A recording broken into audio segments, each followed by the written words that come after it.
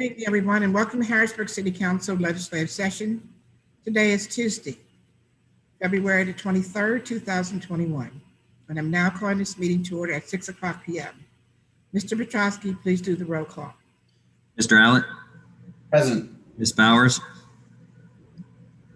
Present. Ms. Daniels? Here.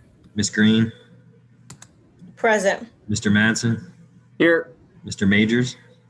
Here. Ms. Williams? Here.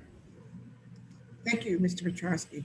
We now will move on to the invocation. Mr. Allett. Thank you. At this time, we've reached a grim milestone in the COVID pandemic with over 500,000 lives across our country lost. And this obviously has had an effect not just around our own community. We've seen so many loved ones in our community, public officials, friends, colleagues suffer from this pandemic. So if we could just lift up those who are dealing with loss, if we could also lift up those frontline workers, those working to make sure they can do everything to keep us safe. And if we just could bow our heads in a moment of silence, I'd appreciate it.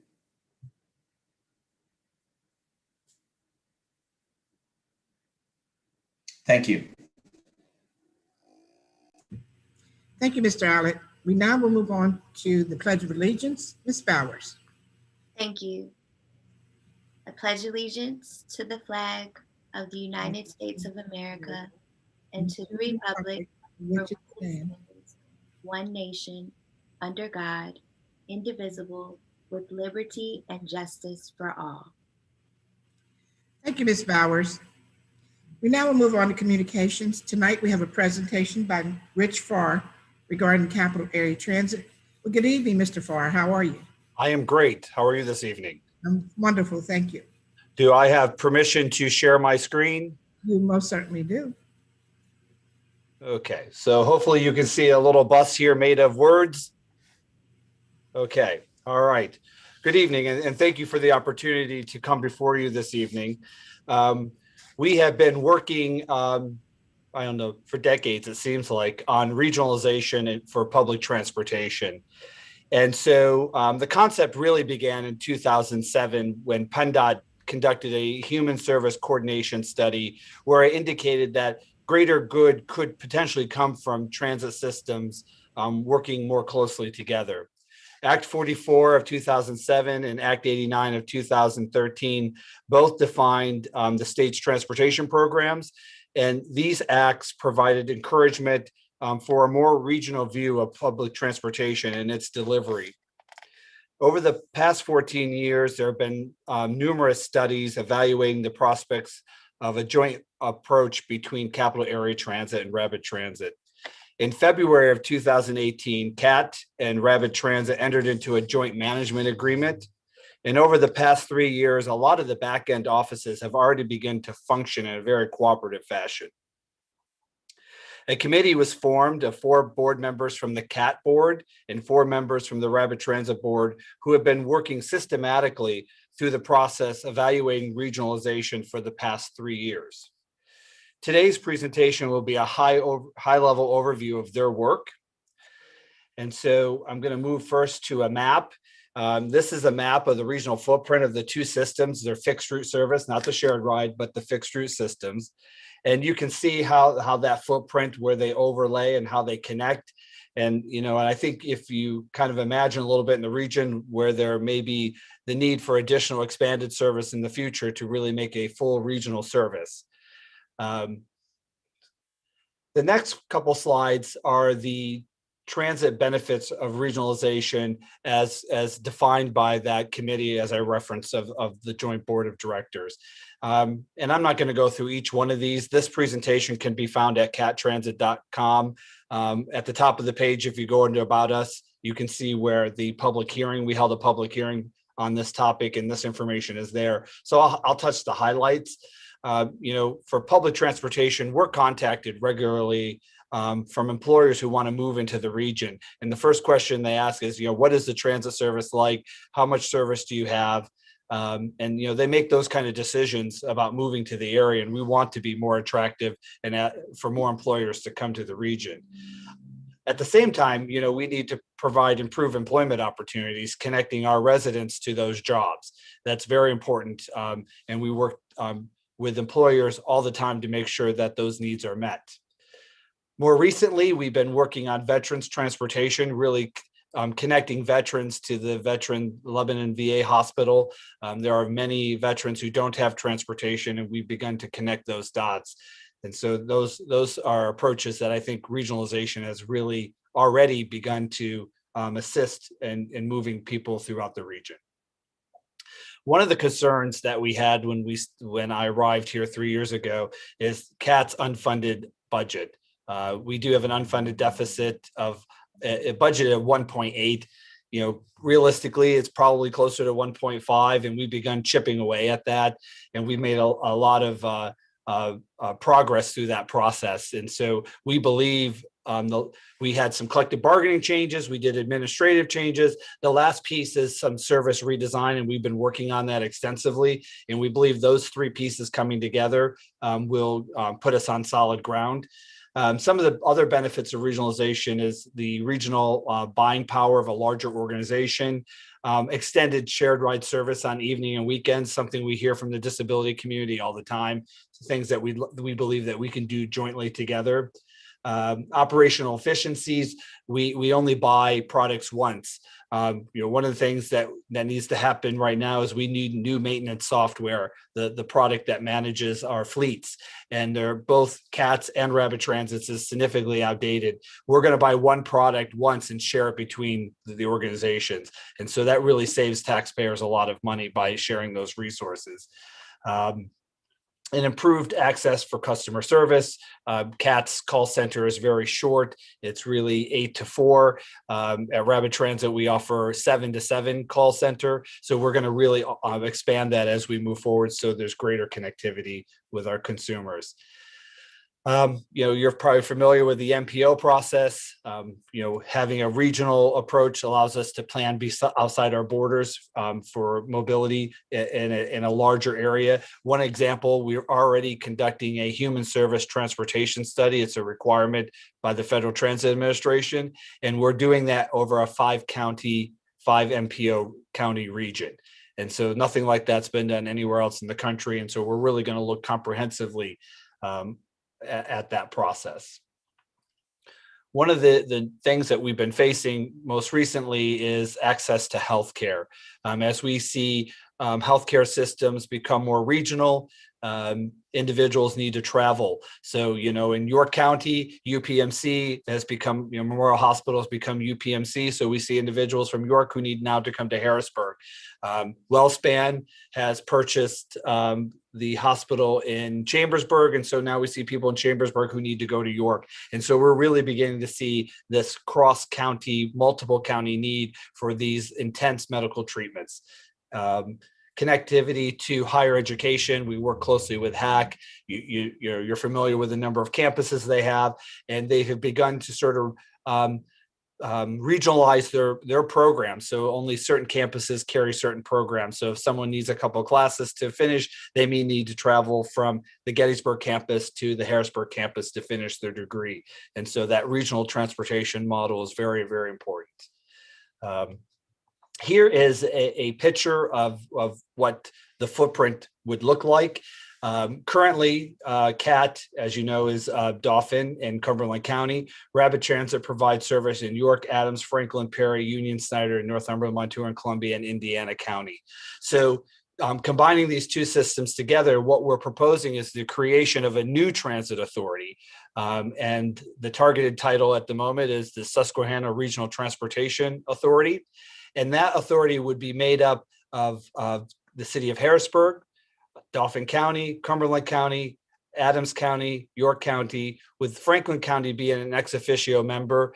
They would like fixed route. They don't have it right now. And should they ever create fixed route and they provide local match, they would have the opportunity to come into that new authority. And then the rest of the counties that are highlighted in yellow would be managed through a management agreement, much like we do now. And so that's sort of the proposed footprint of the regionalized transit system. And if you have questions at any time, please let me know. A lot of time was spent on board composition, the governance structure of this new proposed regional authority. We looked at all kinds of statistics. The committee settled on these four: population, local match contribution, average monthly fixed route miles, and average monthly ridership. And so the proposed structure, as you can see across the bottom, is the voting structure for which they proposed to the legislative bodies, the city, Dauphin County, Cumberland County, York County, and Adams County. And then as you can see, Franklin County ex officio. So out of the gate, they won't have a vote, but they'll be invited to be at the table participating in that process. This is probably something that is a little more confusing. I want to spend a moment talking about this. I referenced the Susquehanna Regional Transportation Authority. While we're proposing and requesting our legislative partners to form this new authority, the two existing authorities will continue to exist. So CAT and Rapid Transit, or Central Pennsylvania Transportation Authority, will continue to exist to manage the collective bargaining agreements. So any employee who's under a collective bargaining agreement will continue to work in their respective authority. Anyone who's not in a collective bargaining agreement will be an employee of the new regional authority. And there is a federal law, it's called 13C, which provides transit protection of employees. And so by creating this structure that you see on your screen allows us to ensure that the collective bargaining units will not be harmed in any way. They will remain intact. Some of the questions we get regularly, will funding allocations to one system be spent in another? And the answer is no. The Federal Transit Administration funds are given out by UZAs, urbanized areas, and those funds must be spent in that UZA. And the Federal Transit Administration monitors that very closely. Will drivers be sent to other areas to work? And absolutely not. Our single largest factor is paid driver hours. So to have a driver, report in, for instance, Harrisburg, and we ask them to drive to York to begin their day, I'm not interested in paying them in 2 hours of drive time. That's not productive in passenger service. That just doesn't make sense. And then will the regionalization affect the CBAs? And I sort of referenced that already. With this proposed structure, the CBAs will remain in effect and will be maintained and negotiated separately at those levels. So as I referenced, we've been working on this for since 2007, really, but heavily in the last 3 years. And so we are now going to all of our funding partners and requesting their consideration of adopting a resolution to form a new transit authority where we can then merge to be one. So that concludes my presentation. I don't know if we have any questions. You're on mute, Wanda. I'm sorry, I thought I muted. Thank you, Mr. Farr. We will now go to the council members to see if there's any questions, and you can take down your PowerPoint. There you go. How's that? That's fine. Thank you very, very much. I'll now start to my right. Mr. Andrews, do you have any questions?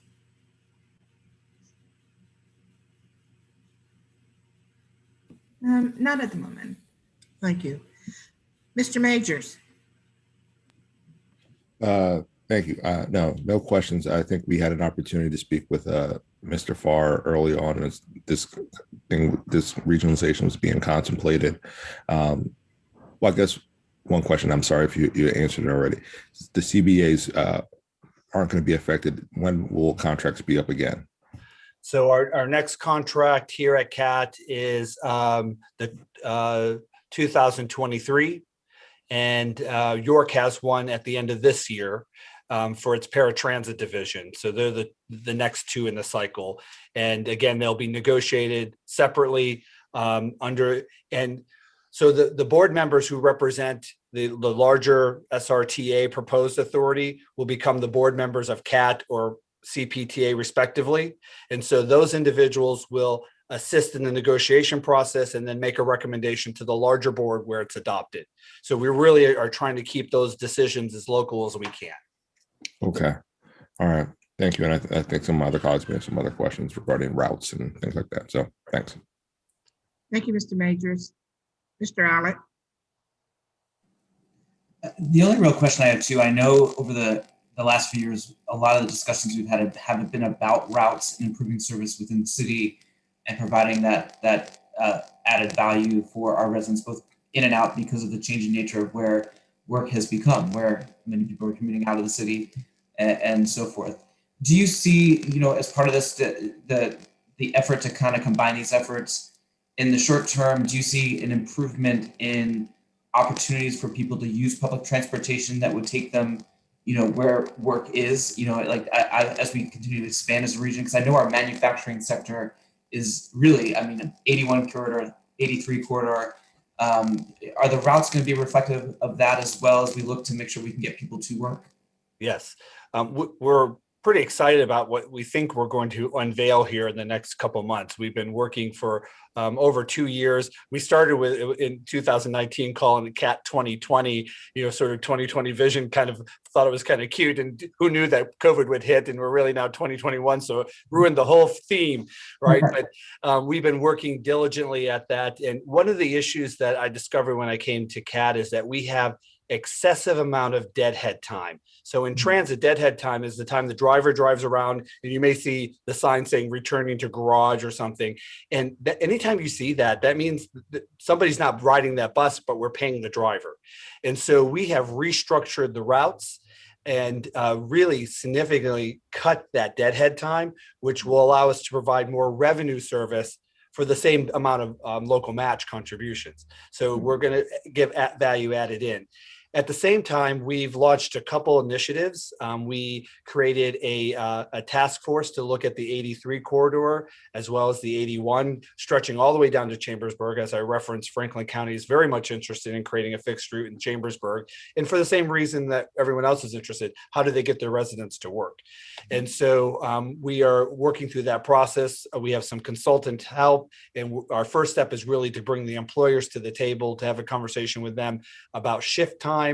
That's one of the things we struggle with in transit. You can't have an industrial park with 10 members who all have different shift times.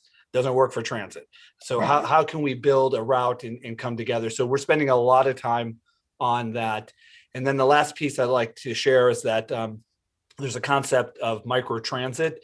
It's kind of like Uber transit. It's on demand. And so we're looking at some areas within the Harrisburg city area and maybe just on Susquehanna Township area to deploy our first micro transit here in the Harrisburg region, which is, we have a route that goes out, but it has 4 different patterns depending on the time of day.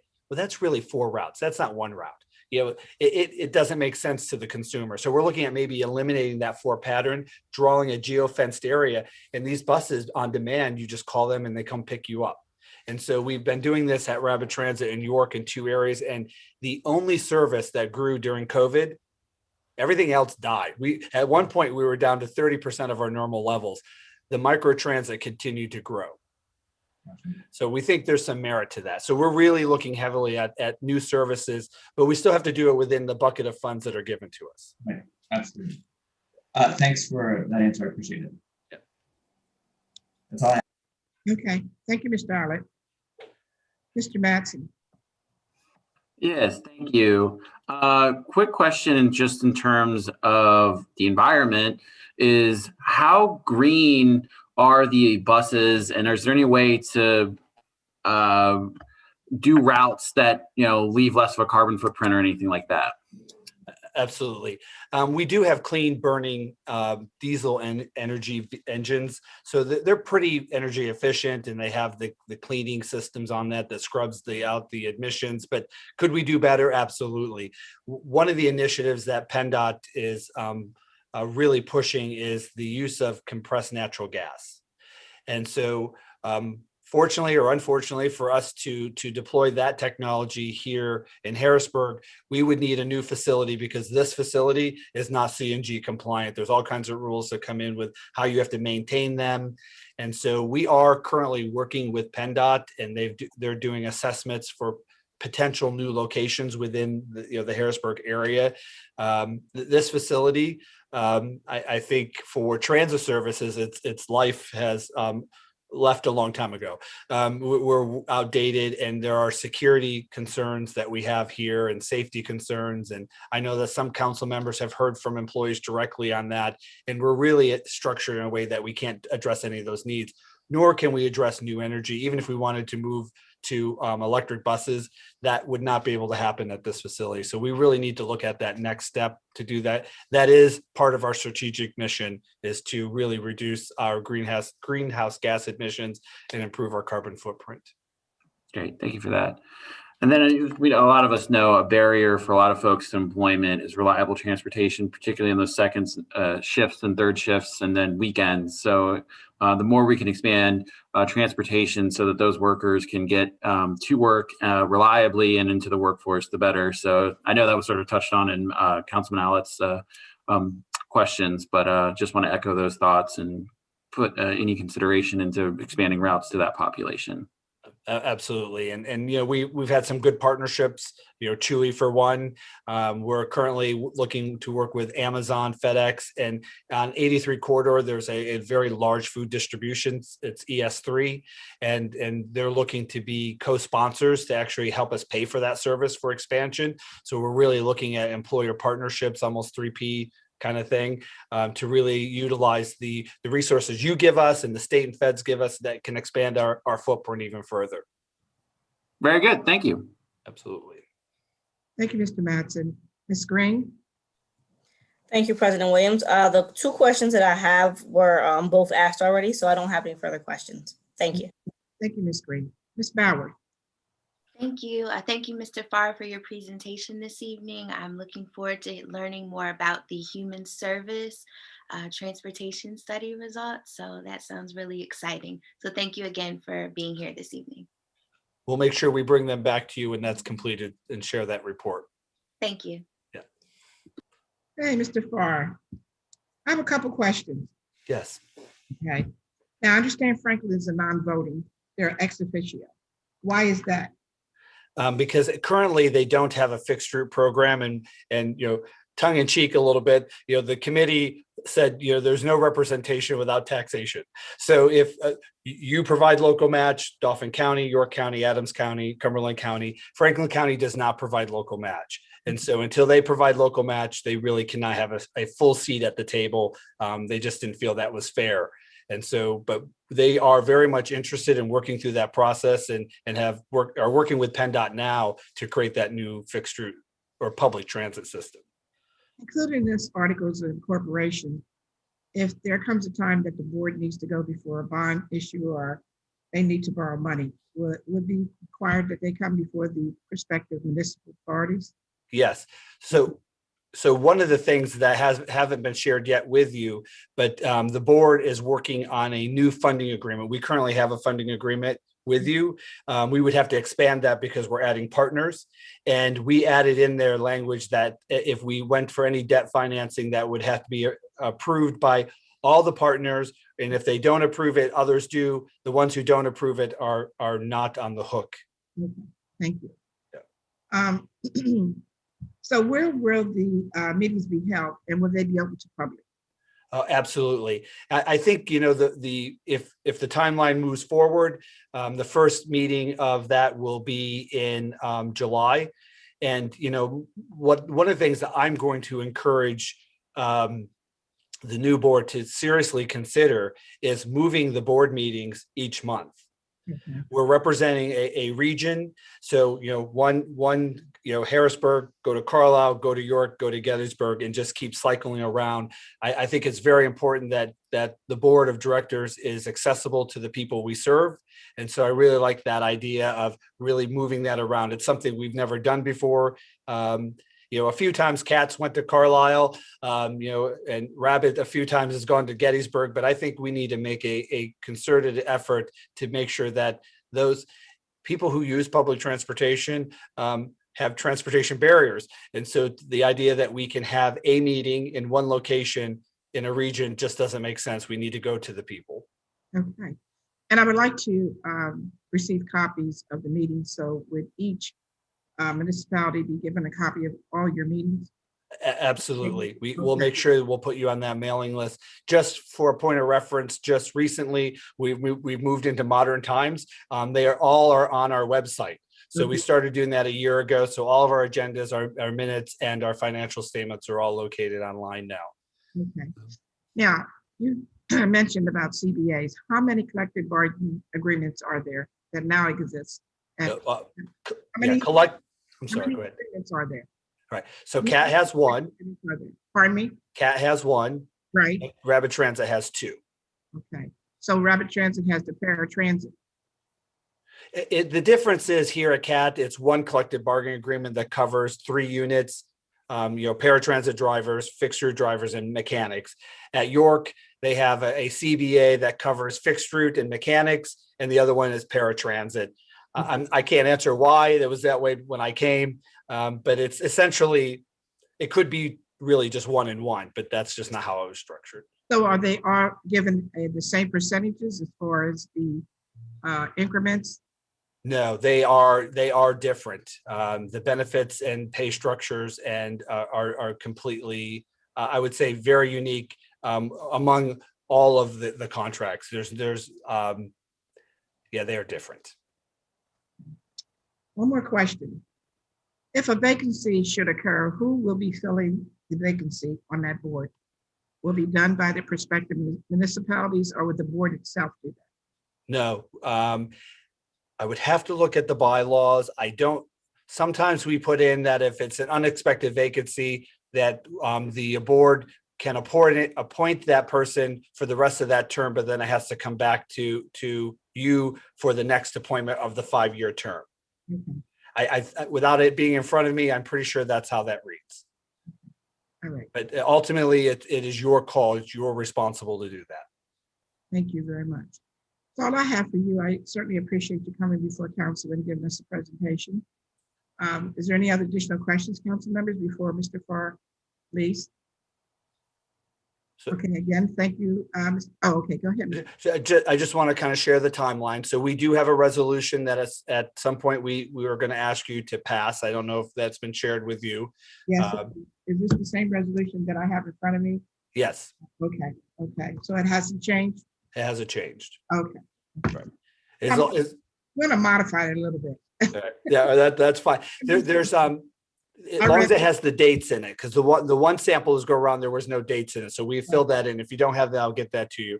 So Okay. our hope is that by mid-March, we get all of these resolutions passed by the legislative bodies that I'm presenting to over the next couple of weeks.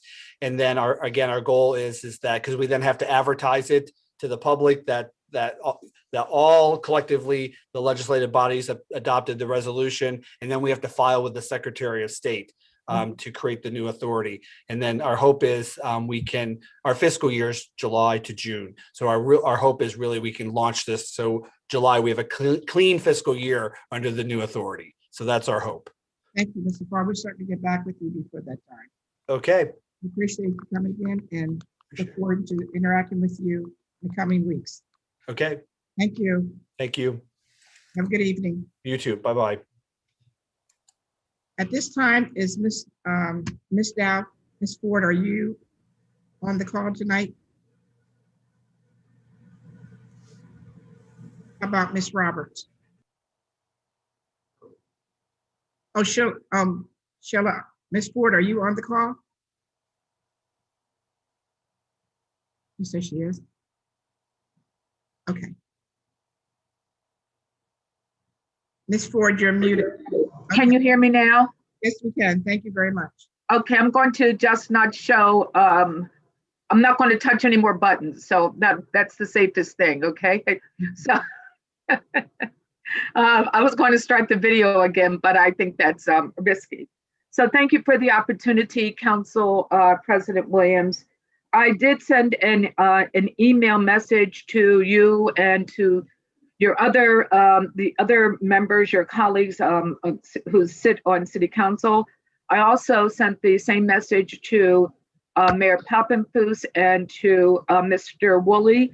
And this has to do with the COVID-19 vaccine and it seems to me, emergent need for us to all work cooperatively with the partners in the city and elsewhere to ensure that everyone in our community who is willing and able receives the vaccine in a timely, efficient, and effective manner. I have been in touch with Mr. Majors. He has been communicating with me throughout this process. I have talked to Robert Burns, who is who's the head of aging for the County of Dauphin. I've spoken with Commissioner Hartwick on several different occasions. I have spoken with Ms. Janine Peterson, who was with Hamilton Health Center, and others, because we have a large population of elderly in the city who are in need of really having access to the vaccine in a place that is safe and accessible, and we need to ensure, because it's for the safety of all of us, the health and safety of all of us, that we do the right thing and that we find places within our community where people within the larger community, within our community, can in fact be given the vaccine in a way, as I've said earlier, that is efficient and effective. I would like to point out that I did receive from Mr. Majors this evening a message. I'd like to thank him. And it says basically that he has requested a meeting of council to discuss with the county and community leaders and healthcare systems the ways in which we can establish vaccine clinics in the city as the supply from the state increases. And that, of course, is contingent upon the supply level increasing from the federal government. If you're keeping in touch with, and I know we are, because this is, once again, we hope the tail end of the most critical issue many of us have faced perhaps in our lifetimes. What we know, if you have been, maintaining close touch with the media around this, we know that the feds are going to increase production of the vaccine, and we should expect very soon to have increased levels of the vaccine available to our communities. What I'm hoping and working towards is an effective, coordinated response to getting the vaccine into the arms of everybody. And at that, I'd like to stop, and I would appreciate any commentary, and also the understanding that, as I pointed out, that we do have conduits. We have Heinz Miniker Senior Center, we have high schools, we have a number of facilities that are available where we can work in coordination and with the county, and they have said they are very interested in doing this, but also with the state level, with our state representative and with others who are our conduit, our communication conduit, okay, up to the federal government in point of fact. This is where that kind of representation of public officials and really serving as an advocate for the people you represent is so critical. Thank you.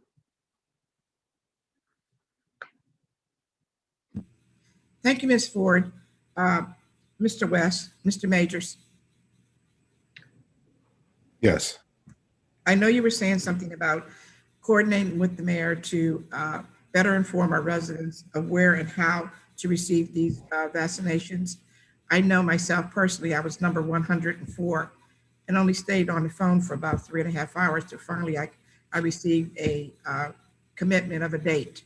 So I'm in agreement with you, Ms. Ford, as well as Mr. Majors, to coordinate something with the county, especially with the state, to have availability of sites that we can have our residents vaccinated and teach them how much quicker it is to get on the phone instead of staying on there 3, because senior citizens will not hold for 3 hours. So do you want to work? Right, no.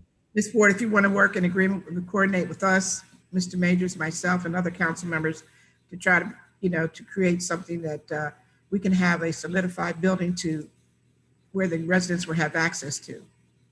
I'd be happy to do that. I can work through Councilman Majors, and we can work with Commissioner Hartwick, who has really put some diligent work into this. He's been in communication with me, and he will be, I think, announcing a few super sites over the next few days. And I think that there's some other plans that are progressing. And I think the idea of using council as a conduit for getting that communication out. And once again, this is critical, and putting together a sort of a strategy that is all hands on deck around just safe and effective vaccines for those who wish to have the vaccine. I think one of the challenges is, candidly, that especially for some communities, and is that there is a narrative that, for example, that African Americans have vaccine hesitancy. And I haven't seen the statistics, for example, that show that those numbers are anywhere more pronounced than they are for other communities. What we have to, and I know not that anecdote serves as a stand-in for statistical evidence, but the reality is that everyone I know, once they've received the vaccine, the problem isn't whether or not there is vaccine hesitancy. And this is across all demographics. The question is one of conduits for efficient and effective receipt of the vaccine, and also, of course, the communication about when the vaccine is available and getting it into the arms of people. And I want our city and our region to be a part of the winners when it comes to that. Okay, thank you, Ms. Ford. You're welcome. Mr. Majors? Yes, I was going to say was that I think there have been some recent orders that came out from at the state level to try to increase the ability for our counties to work with the pharmacies, the healthcare systems, and the entities that are receiving the vaccine to ensure that there are multiple ways for folks to get registered to get a date certain when they can receive a vaccine. I think, we're all, feeling, COVID. I think it's been a year since, the first case of COVID has impacted the United States, and, in Pennsylvania, we're almost at a year where we've been in this situation with these restrictions. But I know that I know Secretary Torres, the Secretary of Aging, was on Smart Talk talking about ways for residents to work with their area agencies on aging, to be able to make phone calls so that they could call and work with them to, so our seniors can work to get a date certain. And I think it's going to be incumbent upon us to work with the county, county emergency management and Commissioner Hartwick and our hospitals and healthcare systems to ensure that there are sites in the city of Harrisburg where people can get vaccines. I think I was just on the DOH website with the vaccine tracker, and I think there are currently 7 locations in Harrisburg, that are registered, but we don't know if they have vaccine or not. So as if we can work to ensure that there are, clinics that can get set up in the city as more vaccine comes online from the federal government, that'll be important for all of our residents. And I think, having that conversation with some of our hospitals and healthcare systems, so, the city council can help, and the city can help get the word out and get rid of some of this misinformation and disinformation that's out there regarding the vaccine, so that, I think it'll benefit us all, to get some normalcy back in our lives moving forward. So we'll gladly work together with you, the administration, to make some of, and, council president, to make some of these things happen. Thank you, Mr. Major. Ms. Ford, we certainly are willing to work collectively with you. Let us know when you would like to set up the meetings or correspond with Mr. Hartwick and with the outreach of healthcare throughout the city of Harrisburg. Thank you very much. Have a good evening to all of you, and thank you for your good work, your continuing good work. Take care. Thank you. I'm going back on mute now. Okay. Thank you. You're welcome. Okay, council members, we now will move to courtesy of the floor. Mr. Petrosky, is there anyone who would like to speak before council? Right now is the time for public comment. So anyone who is on in the participants section, if you could please raise your hand and I will unmute you.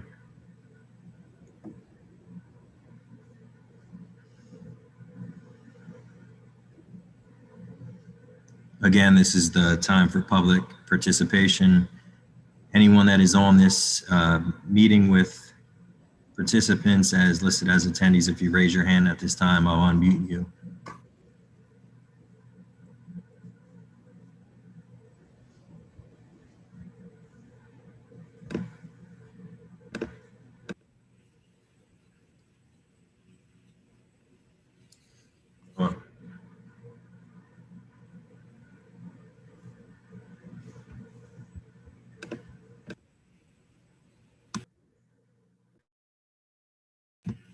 Okay, council members, we'll move forward then.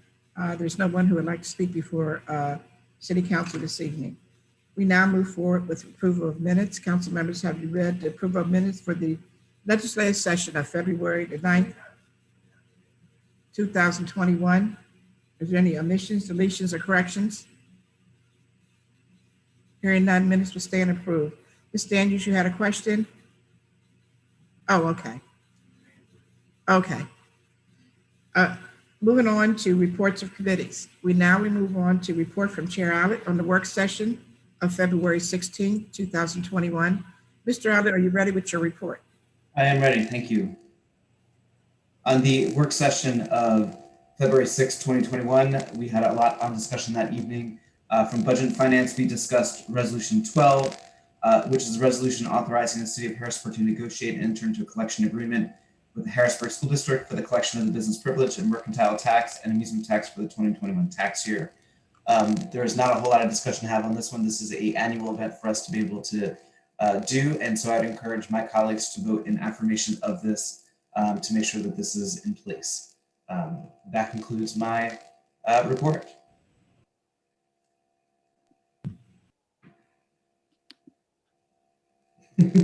That's what he wants me to stay unmuted.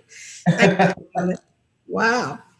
We now will move on to report from Chair Bowers on the work session of February 16, 2021. Ms. Bowers, are you ready with your report? Yes, thank you, President Williams. You're welcome. On Tuesday, February 16th, 2021, the Building and Housing Committee met to discuss Bill 16 of 2020, Bill 18 of 2020, and Bill 19 of 2020. Bill 16 of 2020 is an ordinance amending the codified ordinances of the City of Harrisburg, adding thereto Title 12 entitled Affordable Housing, establishing incentives for the development of affordable dwelling units through the use of affordable housing development certifications and agreements, authorizing the promulgation of rules and regulations to establish and maintain affordable housing programs, and imposing fines and penalties for willful noncompliance with program requirements and agreements. Ms. Nona Watson, Director of Economic Development, shared an update regarding feedback her office has received regarding the legislative package. Ms. Watson reminded council members and the public that there are many aspects of an affordable housing program. Ms. Watson clarified that the focus of the affordable housing legislative package is the supply side, dealing with incentivizing development. Council members inquired about confirming income qualifications and the enforcement process. Council members also posed questions relative to the certificate of occupancy, codes enforcement, process of alerting a developer, addressing who would monitor applications, a deadline for certification, and a percentage range for affordable units. Bill 18 of 2020 is an ordinance amending Part 1 of Title 9, Streets and Sidewalks, and adding thereto Chapter 9-117, entitled Street Vacations, and providing standards, therefore, requiring the submission of proposed land development plans or lot consolidations in conjunction with a petition, and furtherance of the development of affordable housing, declaring the development of affordable housing associated with an application to vacate a street to be a qualifying public good. Ms. Tiffany Baldock, Deputy City Solicitor, provided an overview of the bill.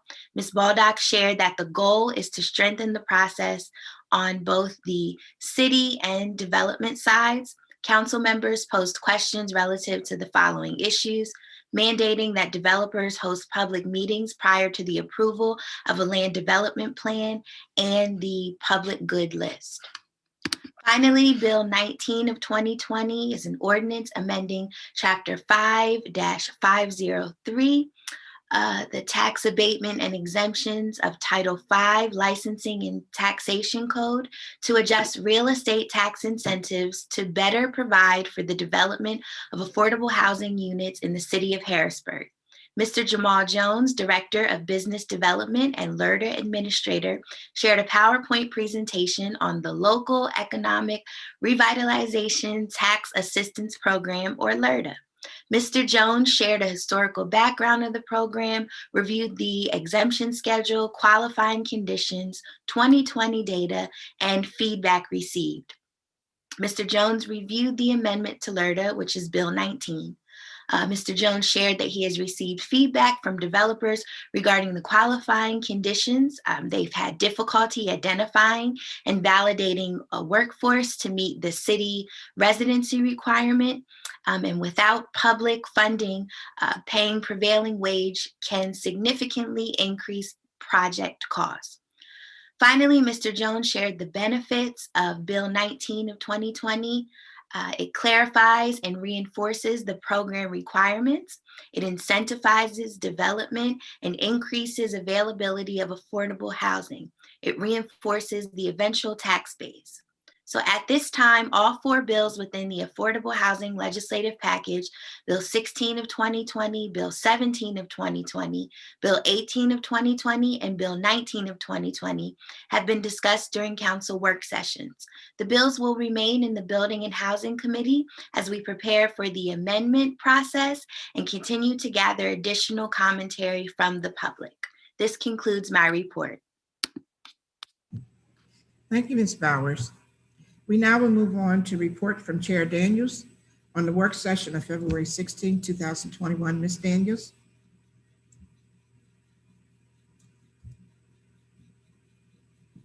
Thank you. So on February 16th, the Parks and Recreation Committee heard Resolution 11-2021, which is a grant that was entered into with the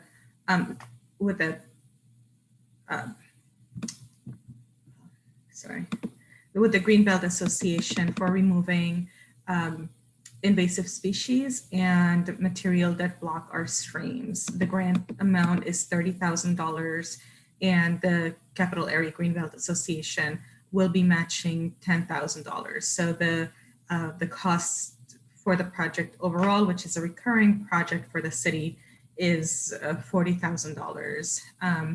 And basically what the city receives in return is the removal of fallen trees, removal of debris from streams, removing invasive species, and maintaining restoration sites that are owned by the city, but that we do not currently have the resources or staffing to do on our own. So I encourage my fellow council members to vote in the affirmative for this resolution and this agreement, which we're in our third year of this agreement.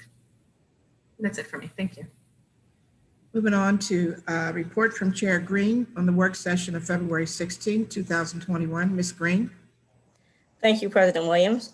During the work session of February 16th, 2021, the Public Safety Committee discussed Resolution 13-2021, which is a resolution authorizing the city of Harrisburg, to negotiate and enter into a professional service agreement with Public Safety Assessments, LLC, for the purpose of providing required psychological testing and assessment for the city's Bureau of Police.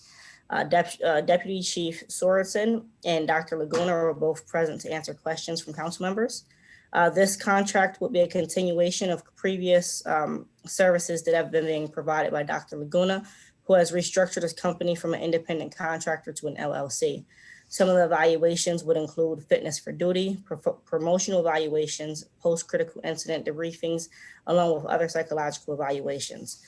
The pricing for some of these assessments did go up about $20 to $50 depending on the different tests. But it was noted that these prices hadn't been increased in over 10 years. This need for the this is an as-needed contract, so it does not have an expiration date. but Solicitor Neil Grover told us that there had been some changes in the law and that we may see this contract coming before us again, just as it might need to be edited to include some dates. I do urge my fellow council members to vote in support of this resolution, and that concludes my report. Thank you. Thank you, Ms. Green. We now will move on to report from Chair Matson on the work session of February 16, 2021. Mr. Matson. Thank you, President Williams. On Tuesday, February 16th, the Community and Economic Development Committee met to discuss Resolution 10. Resolution 10, it was a resolution approving a preliminary final subdivision plan to subdivide the properties at 1315 North 6th Street into 3 separate parcels in order to accommodate each of the 2 existing buildings, the Jackson and Lick Towers, and a new multi-story apartment dwelling. Director Knight gave an overview of the land development plan. The plan is in compliance with all of the city regulations. Some areas of note: the applicant's plan will have limited impact on the surrounding area. The plan will not have an impact on parking. There will also be limited impact on vehicular circulation. There will be an overall improvement to pedestrian access and circulation as well. The applicant was present to answer questions from council members. And again, due to the fact that it is in compliance with all the rules and regulations, I would encourage my colleagues to vote in affirmation of the resolution. Thank you. Thank you, Mr. Matson. And that concludes my report for the committee. Thank you, Mr. Matson. We now will move on to report from Chair Majors on the February 16, 2021 work session. Mr. Majors. Yes, good evening, everyone. So the Public Works Committee met on February 16th. We were 2 resolutions and 1 update that we received from Ngozie's Let's Get Dirty Urban Agriculture Greenhouse Project in Reservoir Park. Second, lost my notes.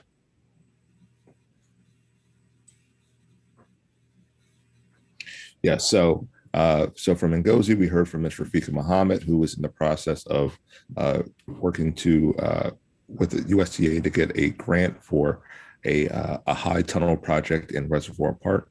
That is a part of 2 other high tunnels from USDA that are going to be placed at Camp Curtin and the Boys and Girls Club to help teach urban agriculture so that members of the community can learn how to grow food and have some other educational initiatives. We are working with Chris Naif, our sustainability coordinator, and the Law Bureau to work through what are the other pieces in terms of what liabilities may come for the city if we were to take on a project like this in Reservoir Park. So that work is ongoing currently. The 2 resolutions that were in the committee were,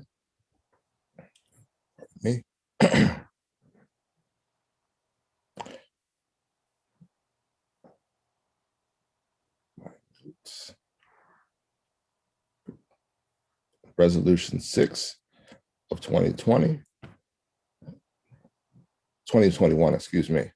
Resolution 6 of 2021, a resolution authorizing the city of Harrisburg to negotiate and enter into a sidewalk maintenance agreement with the Pennsylvania Department of Transportation concerning certain sidewalks being constructed as a part of the I-83 East Shore Section 3 project. We heard from the city engineer, Wayne Martin. This is a agreement that PennDOT enters into with every community where they build the sidewalks, so that the municipality and the municipality's agreements on how sidewalks are maintained are carried through with the PennDOT project. So in Harrisburg, the resident or the property owner adjacent to the sidewalk will be responsible for any repairs to the sidewalk when they are completed. This is something that is a formality and a part of all the PennDOT projects, and I would ask that council members would vote in the affirmative on Resolution 6 of 2021. Next was Resolution 7 of 2021, a resolution authorizing the city of Harrisburg to enter into and negotiate a reimbursement and maintenance agreement with PennDOT to construct improvements in the State Street corridor and authorizing the designation of the city engineer as the sole signatory on the agreement.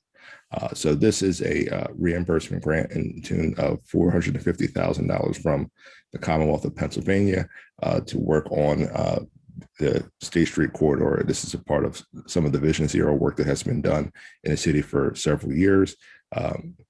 The original price was $500,000, but there was a $50,000 offset for the state project because of some of the work that is being done on Her Street.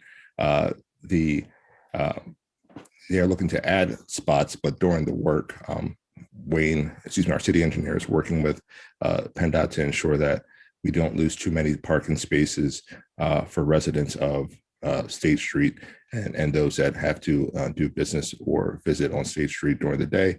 So parking will remain for 22 hours a day. There will be a 1 hour restriction in the morning westbound headed towards the downtown from on State Street, and then a 1 hour restriction eastbound in the evenings for this project. So I will ask that my council members would vote in the affirmative on Resolution 7 of 2021, and that concludes my report. Thank you, Mr. Majors. We now will move on to ordinance of first reading. Mr. Petrosky, please read Bill 2 of 2021 into record. Yes, Bill 2 of 2021 is an ordinance authorizing and directing the creation of an irrevocable special trust to be designated as the OPEB Trust Fund for the purpose of depositing and segregating funds to be restricted in use for other post-employment benefit obligations of the city and related administrative costs of the trust, providing for the appointment of a board of trustees to oversee the OPEB Trust Fund in accordance with the approved Act 47 Recovery Plan and any amendment thereto, providing for the board to contract for services of a trust professional, authorizing the execution of a trust agreement and related documents, authorizing the acceptance and deposit of designated funds provided through certain asset transfers under Harrisburg Strong Plan, and adopting a charter and bylaws of the OPEB Board of Trustees so as to operate in accordance with the recommendations of the Governmental Accounting Standards Board and provided in the GASB statement number 74 of the GASB statement number 75. Thank you, Mr. Petrosky. This will be placed in Budget and Finance Committee. We now move on to ordinance for amendment. We have none this evening. We follow with ordinance for final passage. We have none as well. We now move on to resolutions. Mr. Petrosky, please read Resolution 6, 2021. Yes, Resolution 6 of 2021 is a resolution authorizing the city of Harrisburg to negotiate and enter into a sidewalk maintenance agreement with the Pennsylvania Department of Transportation concerning certain sidewalks being constructed as part of the I-83 East Shore Section 3 project. Council members, are there any questions, comments, or amendments? Hearing none, Mr. Petrosky, please call the vote. Mr. Allen, Yes. Ms. Bowers, Yes. Ms. Daniels, Yes. Ms. Green, Yes. Mr. Matson, Yes. Mr. Majors. Mr. Yes. Majors, Ms. Williams. Yes. Resolution 6 passes. Thank you, Mr. Petrosky. Moving on to Resolution 7. Resolution 7 of 2021 is a resolution authorizing the city of Harrisburg to negotiate and enter into a reimbursement and maintenance agreement with the Pennsylvania Department of Transportation to construct improvements in the State Street corridor and authorizing the designation of the city engineer as the sole signatory of the agreement. Are there any additional questions or comments, council members? Hearing none, Mr. Petrosky, please call the vote. Mr. Allen, Yes. Ms. Bowers, Yes. Ms. Daniels, Yes. Ms. Green, Yes. Mr. Matson, Yes. Mr. Majors, Yes. Ms. Williams. Yes. Resolution 7 passes. Thank you. Moving on to Resolution 10. Resolution 10 of 2021 is a resolution approving the preliminary final subdivision to subdivide the property at 1315 North 6th Street to 3 separate parcels in order to accommodate each of the 2 existing buildings, the Jackson and Lit Towers, and add a new multi-story apartment dwelling. Council members, any additional questions or comments? Hearing none, Mr. Petrosky, please call the vote. Mr. Allen, Yes. Ms. Bowers, Yes. Ms. Daniels, Yes. Ms. Green, Yes. Mr. Madsen, Yes. Mr. Majors, Yes. Ms. Williams. Yes. Resolution 10 passes. Thank you. Now, could you please read Resolution 11? Resolution 11 of 2021 is a resolution authorizing the city of Harrisburg to award funding in an amount not to exceed $30,000 to the Capital Area Greenbelt Association for the performance of maintenance on city-owned land in the Capital Area Greenbelt. Any additional questions or comments, council members? Hearing none, please call the vote, Mr. McCoskey. Mr. Allett, Yes. Ms. Bowers, Yes. Ms. Daniels, Yes. Ms. Green, Yes. Mr. Matson, Yes. Mr. Majors, Yes. Ms. Williams. Yes, Resolution 11 passes. thank you. Moving on to resolution 12. Resolution 12 of 2021 is a resolution authorizing the city of Harrisburg to negotiate and enter into a collection agreement with the Harrisburg School District for the collection of the business, privilege, and mercantile tax and the amusement tax for the 2021 tax year. Any additional questions or comments, council members? Hearing none, please call the vote. Mr. Allett, Yes. Ms. Bowers, Yes. Ms. Daniels, Yes. Ms. Green, Yes. Mr. Matson, Yes. Mr. Majors, Yes. Ms. Williams. Yes, Resolution 12 passes. thank you. Moving on to resolution 13. Resolution 13 of 2021 is a resolution authorizing the city of Harrisburg to negotiate and enter into a professional services agreement with Public Safety Assessments LLC for the purpose of providing required psychological testing and assessment for the city's Bureau of Police. Any additional questions, comments, council members? Hearing none, please call the vote, Mr. McCoskey. Mr. Allett, Yes. Ms. Bowers, Yes. Ms. Daniels, Yes. Ms. Green, Yes. Mr. Matson, Yes. Mr. Majors, Mr. Major. Mr. Major. Yes. Sorry, had a computer issue. Ms. Williams. Yes, Resolution 13 passes. thank you. Moving on to resolution 14. Resolution 14 of 2021 is a resolution authorizing the city of Harrisburg to award funding in an amount not to exceed $10,000 to the Pennsylvania Environmental Resource Consortium to co-sponsor the Pennsylvania Environmental Justice Symposium. That will be placed in Public Works Committee. Now move on to resolution 15. Resolution 15 of 2021 is a resolution acting on the application for a certificate of appropriateness to replace a slate shingle roof with asphalt shingle roof at the property located at 110 Bose, Harrisburg, PA, which is the city of Harrisburg's Historic Architectural Review Board recommends be denied. I will be placed in Building and Housing Committee. Now move on to resolution. Resolution 16 of 2021 is a resolution approving the preliminary final lot consolidation subdivision and land development plan to consolidate and re-subdivide the parcels comprising the project site into 3 parcels and to construct 3 single-family residential townhomes located at 1605 and 1600 through 1609 Swadare Street.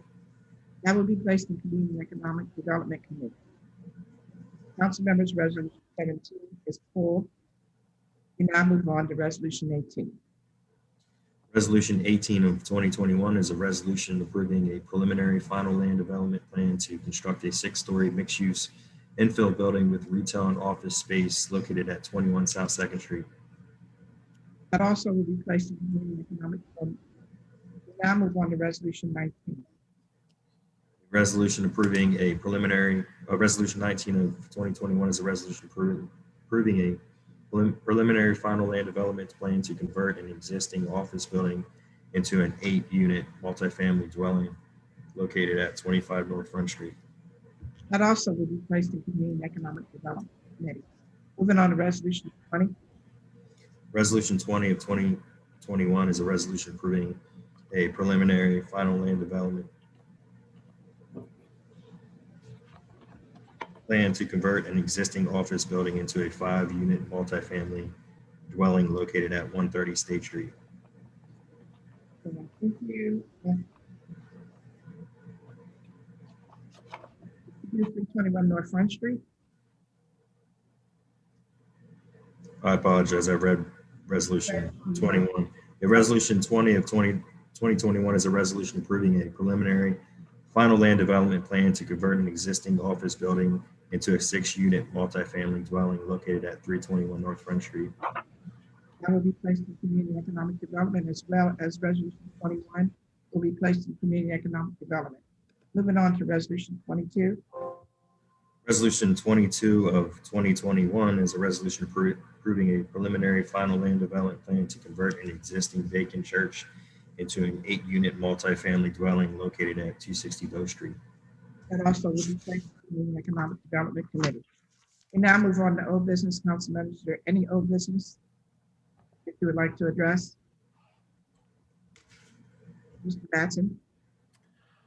I don't know if it would fall under old business or new business, but we still are reviewing the comprehensive plan. We met last week. We had a special work session to go over the first 3 chapters of the plan. We discussed land use, housing, and the introductory section. I thought it was well. I thought it was a good discussion. I thought Dr. Knight, Mr. Knight did a very good job of giving an overview of the program. And I thought it was some good dialogue and feedback from my colleagues as well. We will be meeting again tomorrow at 6 via Zoom. The information is on the city website. And we will be discussing chapters mobility and access, economic development, and energy and utilities. So I look forward to that discussion as well, and going over those chapters with everybody with the rest of the council members and the community as well. So that's it. So I don't know if that's old or new business, but yeah. So I just want to let everybody know that we are having the comprehensive discussions, and we will having it again tomorrow. Thank you, Mr. Matson. You covered both old and new. Okay. Thank you. Okay, moving on to new business. Council members, is there any new business this evening? Mr. Alec? Yes, thank you. So I got a call from a small business owner down on 2nd Street near Forrester. Brought me up to it's been an ongoing issue the past few years about snow removal on Forrester Street specifically. It seems like there's a going back and forth between the state and the city in terms of who is responsible for it. But neither way, it doesn't get plowed, at least along the side where the parking areas are. So the businesses, their guests have nowhere to park once it snows. It often goes on days and days and the snow just piles up and really limits access to the businesses. So I recall us having these discussions in the past, but I was hoping that someone from the administration could look into this a little bit further for me and at least come back with a concrete answer in terms of how this is handled, who's handling what, and perhaps a solution to help out with particularly the small businesses there and availability of parking in that region between Forrester and probably Front, 2nd, and 3rd Street, where some of the small businesses exist. Mr. Woolley, you're on tonight. Would you like to address that, or you will look further into that? I'll take a look at it, and I'll get back to Vice President Allett tomorrow once I talk with the folks at Public Works. Okay. Thanks, I appreciate it. Thank you. Thank you, Mr. Allett. Anyone else for new business? Mr. Majors? Yes. Yes. Just wanted to note a construction notice that began yesterday on Market Street from Capital Region Water. So Market Street between 17th and 18th, sinkhole repairs are being done. So the impact will be the work hours are between 7 a.m. and 3 p.m. And that's between 17th and 18th and Market. The work began yesterday, February 22nd, and it's expected to be completed on March 1st. Okay. Thank you, Mr. Major. Anyone else? And then additionally, just a note for Steve. I was trying to log onto our e-code system and I kept getting a host error. So I know residents that may have been looking for an agenda may have received that same error too. So just wanted to make that note so that can get addressed and corrected. Thank you. We'll take a look at that and get back to you. Mr. Major, did you have Mr. Bortner? Yes, I did. I heard him. Yeah, he said he'll take a look. All right. Thank you. Thank you. Anyone else under new business this evening? Okay, council members, can I have a motion to adjourn, please? So moved. May I have a second? Second. Second. Thank you very much. Good evening, everyone. The meeting is adjourned, officially adjourned. Everyone have a good evening. Good night. Good night.